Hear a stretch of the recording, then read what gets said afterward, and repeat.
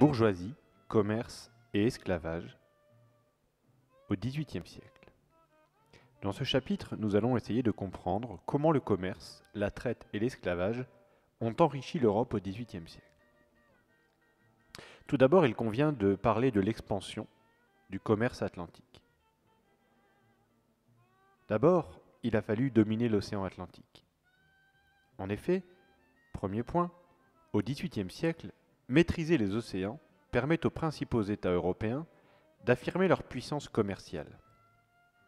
La route maritime vers le continent américain devient le lieu d'un commerce intensif. L'Atlantique mène aussi vers l'océan Indien et l'Asie. Les compagnies de commerce, qui sont des associations de commerçants, dont certaines deviennent très riches et puissantes, comme la Compagnie des Indes, spécialisée dans le commerce appelé à l'époque le négoce colonial. Donc certaines de ces compagnies vont jouer un rôle important dans ces échanges. Ainsi se met en place le commerce triangulaire. Celui-ci est au cœur des échanges. Ce commerce triangulaire est un système qui relie le continent européen aux Amériques et aux Caraïbes. C'est un commerce d'esclaves qui s'effectue en 3 régions, l'Europe, l'Afrique et les Amériques. Les Européens déportent des esclaves africains vers les Amériques.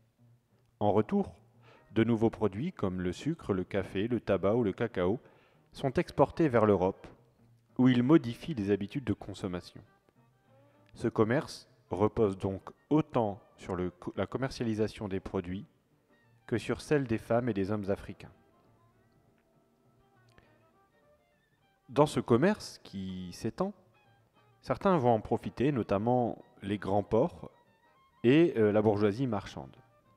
En effet, ce commerce maritime entraîne le développement de grands ports qui enrichissent des villes comme Nantes, Bordeaux ou Liverpool.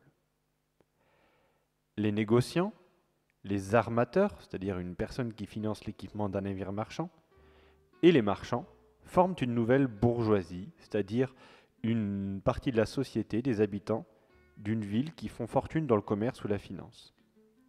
Et cette nouvelle bourgeoisie investit son argent dans le commerce et vit dans le luxe. Deuxième point pour comprendre cette période, c'est la traite transatlantique, c'est-à-dire qui passe par l'océan Atlantique, et le système d'économie de plantation. Tout d'abord, il faut savoir qu'il y a des millions d'esclaves qui ont été déportés. En effet, les traites négrières, qui sont le commerce de femmes et d'hommes africains, qui sont capturés puis vendus à des propriétaires esclavagistes, sont destinées à fournir de la main-d'œuvre agricole et à peupler les colonies d'Amérique. La traite atteint son apogée au XVIIIe siècle. Ainsi, 8 millions d'esclaves sont transportés. Les Africains noirs sont considérés comme des marchandises. Ils sont transportés dans des navires négriers qui partent de grands ports européens. Ceux-ci chargent leurs esclaves en Afrique et accostent sur le continent américain ou les Caraïbes. La traversée dure plus de 2 mois dans des conditions terribles. Beaucoup meurent en chemin. Arrivés aux Amériques, ils sont vendus et travaillent dans les plantations. Et ainsi se met en place une économie de plantation. Qu'est-ce que cela signifie ? C'est une économie dont la prospérité, c'est-à-dire la richesse, et l'équilibre reposent sur l'existence de plantations esclavagistes. Le sucre en est le produit principal. La plantation en elle-même est une unité économique où l'on produit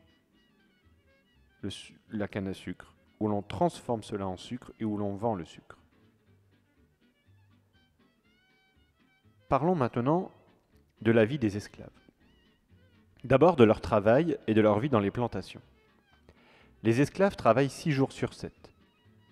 Ils travaillent du lever au coucher du soleil. En France, le Code noir réglemente l'esclavage. Les maîtres ont droit de vie et de mort sur leurs esclaves, qui sont considérés comme du bétail humain. La torture est interdite, mais le code n'est pas toujours respecté. La violence est quotidienne et le manque de nourriture est fréquent. L'espérance de vie d'un esclave ne dépasse pas 10 années après l'arrivée dans la plantation. Les esclaves ne peuvent pas se marier ni avoir d'enfants librement. Ils sont regroupés à l'écart de la maison du maître et ils ont souvent un petit jardin pour leur permettre d'améliorer leur alimentation. Face à ces conditions de vie difficiles, des résistances sont nées. Parfois, les esclaves se révoltent et fuient. C'est ce que l'on appelle le marronnage. C'est la fuite d'esclaves pour échapper aux conditions très difficiles de la plantation. Les marrons, ainsi appelés, se cachent souvent dans des lieux très isolés. Ils s'arment parfois et attaquent les propriétaires de plantations. Mais la réaction du maître et des autorités est alors très violente. On peut les mutiler ou les exécuter.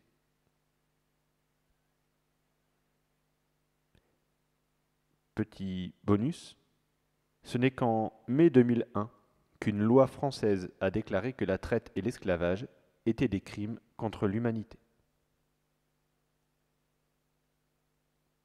Voilà pour ce chapitre.